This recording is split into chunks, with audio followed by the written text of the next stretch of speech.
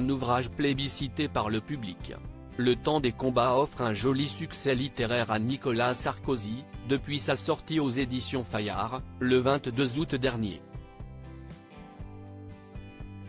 Ce deuxième volet des mémoires de l'ancien président de la République revient sur la seconde partie de son quinquennat, avec quelques analyses de la situation politique actuelle de la France.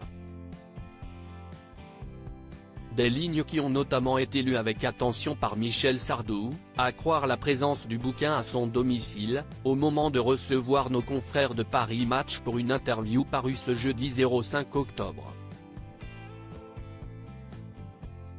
Le chanteur de 76 ans a expliqué s'être plongé dans l'ouvrage de Nicolas Sarkozy pour une raison bien précise: « Je le vois dans quelques jours, je veux quand même lire son livre avant. » Un rendez-vous calé qui semble bien montrer que Michel Sardou et l'ex-ténor de la droite française semblent à nouveau parfaitement s'entendre. Et pour cause, depuis le début des années 2000, leur relation a connu des hauts et des bas.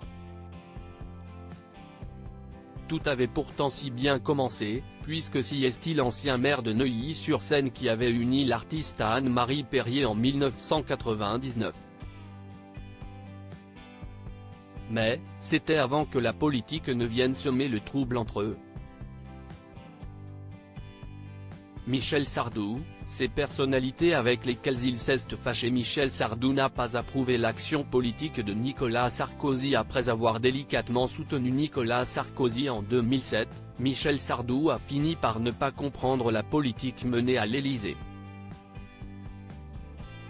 Il l'avait notamment notifié publiquement sur Europe 1, en 2013, ces réformes, il fallait qu'il les fasse tout de suite, pas qu'il attende 5 ans, c'est tout. Il ne les a pas fait, on est dans la merde. À ces désaccords politiques, s'est aussi ajoutée une réflexion qui n'a guère plu à l'ancien dirigeant français. J'étais venu à l'Élysée en costard-cravate, lui était en short. Je lui ai dit cela ne fait pas très président de la République et il s'est fâché, avait raconté l'interprète des Lacs du Connemara dans Le Monde, en juillet 2023. Chacun a visiblement décidé de tourner la page du passé, Michel Sardou ayant d'ailleurs trouvé une nouvelle cible, en la personne d'Emmanuel Macron.